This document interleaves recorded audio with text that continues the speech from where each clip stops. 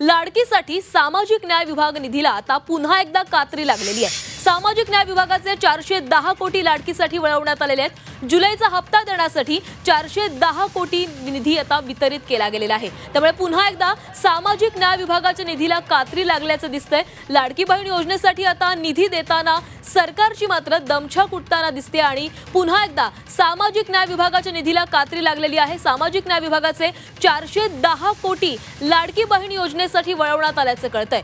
जुलैचा हप्ता देण्यासाठी 410 कोटी वितरित केले जाणार आहेत आणि हेच 410 कोटी सामाजिक न्याय विभागाच्या निधीमधून घेण्यात आल्याची माहिती मिळते। याआधी दोनदा सामाजिक न्याय विभागामधून हा निधी घेण्यात आलेला होता आणि आता पुन्हा एकदा सामाजिक न्याय विभागाच्या निधीला कात्री लागलेली आहे। आणि या संदर्भात अधिक बोलत आमचे प्रतिनिधी कपिल राऊत आपल्यासोबत आहेत। कपिल, लाडक्या बहिणींसाठी राज्य सरकारची आता दमछाक होताना दिसते। पुन्हा एकदा सामाजिक न्याय विभागाच्या निधीला कात्री लावण्यात आली आहे। नक्कीच आपण जर मागचे काही दिवस पाहिले तर सामाजिक न्याय विभागातूनच गेल्या वेळेसही अशाच प्रकारे निधीला कात्री लावून लाडकी बहीण योजनेचे हप्ते देण्यात आले होते अशी माहिती समोर आली होती। आणि त्याच्यावरती संजय शिरसाट आणि जे त्या विभागाचे मंत्री त्याची नाराजी व्यक्त केली होती। आणि ह्या संदर्भात 2 दिवसांपूर्वी संजय शिरसाट यांनी अजित पवारांची भेट घेतली होती अशी सूत्रांची माहिती समोर येत आहे। याच विषयी चर्चा करण्यासाठी ते भेटले होते, परंतु आज आता मात्र समोर जी माहिती येते ती मात्र 410 कोटी त्यांच्या विभागातनं अजून पुन्हा वर्ग करण्यात आलेले आहेत लाडकी बहीण योजनेसाठी। आणि लाडकी बहीण योजनेचा जो हप्ता आहे जुलैचा तो त्या त्या निधीत पुरवला जाणार आहे अशी खात्रीलायक सूत्रांची माहिती समोर आलेली आहे। त्यामुळे पुन्हा एकदा कात्री लावण्यात आलेली आहे या विभागाला असं बोलू शकतो। आणि पुन्हा आता संजय शिरसाटांचा नाराजी सूर हा दिसू शकतो। अनेक वेळा ते अजितदादांना भेटून त्यांनी हा नाराजी सूर व्यक्त केलेला आहे। अनेक वेळा सांगितलेलं आहे का माझ्या विभागातून असे पैसे वर्ग करू नये असं त्याचा सूर होता। आता पुन्हा आता संजय शिरसाट काय करतात याकडे सर्वांचं लक्ष लागलेलं आहे।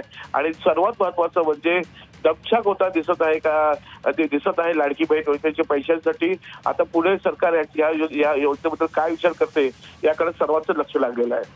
कपिल, या संदर्भामध्ये सामाजिक न्याय विभागाकडून किंवा संजय शिरसाट यांच्याकडून काही प्रतिक्रिया समोर आलेली आहे का? अजून तरी काही प्रतिक्रिया समोर आली नाही, पण आपण पाहिलं 2 दिवसांपूर्वी अजितदादांबरोबर जवळपास अर्धा ते पाऊण तास भेट झाली होती संजय शिरसाटांची। आणि त्यातला हा एक महत्वाचा मुद्दा होता। या मुद्द्यावरती संजय शिरसाट खूप वेळा भेटलेत अजितदादांना, परंतु त्यातून काही तोडगा निघत नाहीये असंच दिसतंय। कारण की आपण पाहिलं होतं का भेट झाल्यानंतर संजय शिरसाटांनी सांगितलं होतं का आमची भेट सकारात्मक झालेली आहे, माझ्या जेवढ्या अटी आहेत किंवा माझ्या जेवढ्या मागण्या आहेत त्यांनी त्याच्यावरती अजितदादा सकारात्मक विचार करणार आहेत, परंतु सकारात्मक विचार झालेला दिसत नाहीये। आणि पुन्हा आता संजय शिरसाट नाराज असू शकतात, त्यांचा नाराजी सूर दिसू शकतो। नक्कीच कपिल, धन्यवाद तुम्ही दिलेल्या माहितीसाठी। तर लाडक्या बहिणींसाठी राज्य सरकारनं पुन्हा एकदा सामाजिक न्याय विभागाकडून निधी वळवलेला आहे, त्यामुळे संजय शिरसाट पुन्हा एकदा नाराज होण्याची शक्यता आहे। वेळोवेळी संजय शिरसाट यांनी आपली नाराजी व्यक्त केलेली होती।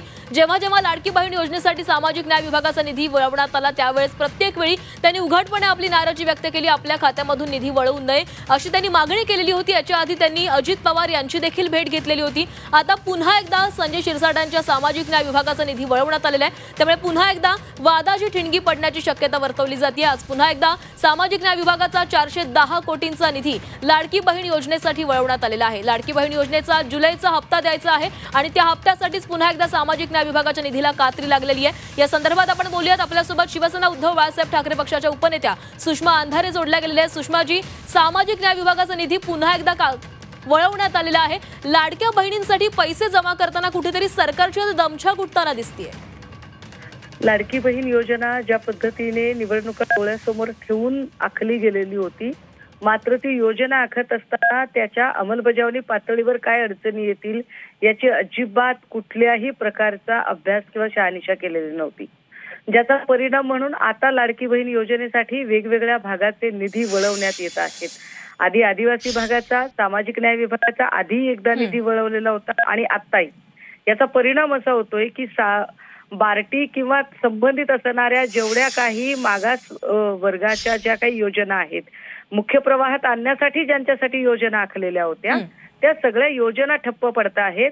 विशेष गोष्ट अशी की या खात्याचे मंत्री संजय शिरसाट हे आपल्या खात्याचा निधी वाचवू शकत नाही, किंबहुना ते त्यासाठी कमालीचे अपात्र ठरलेले आहेत की त्यांना आपल्या खात्याच्या संबंधाने भूमिका सुद्धा मांडण्याचा अधिकार नाही किंवा ते मांडूच शकत नाहीत।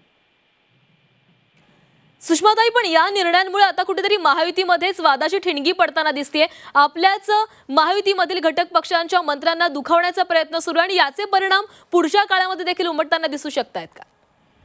नाही, निश्चितपणे महायुतीमध्ये यामुळे बेबनाव होऊ शकतो. आता अडचण अशी आहे की ज्या माणसाला हे खातं दिलेलं आहे, मुळात त्या माणसाची क्रयशक्ती तेवढी आहे का? आपल्या खात्याचा निधी वाचवणे किंवा आपल्या खात्यामार्फत योग्य त्या योजना राबवणे यापेक्षा इतर गोष्टींमध्ये रस असणारी लोक जेव्हा मंत्री म्हणून घेतली जातात त्यावेळेला त्या खात्याचा निधी त्यांना वाचवता येत नाही. दुसरी गोष्ट अशी की शासनाने किंबहुना आत्ताच्या सरकारने निवडणुकीच्या आधी ज्या घोषणा केल्या होत्या त्याची पूर्तता करण्यासाठी आता त्यांना कुठल्याही प्रकारे तो निधी आणणं गरजेचं आहे. आणि त्यात सगळ्यात दुर्बल घटक कोण आहे की जो कदाचित आवाज उठवण्यामध्ये कमी पडू शकतो, अशा दुर्बल घटकाचा निधी इकडे वळवला जातोय.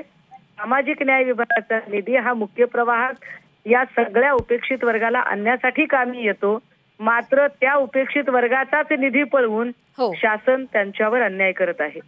नक्कीच धन्यवाद सुषमाताई, तुम्ही दिलेल्या सविस्तर माहितीसाठी. तर लाडकी बहीण योजनेसाठी सामाजिक न्याय विभागातील अनुसूचित जाती घटकांसाठीचा 410 कोटींचा निधी वळवण्यात आलेला आहे आणि त्यामुळे पुन्हा एकदा महायुतीमध्ये धुसफूस सुरू होण्याची शक्यता आहे.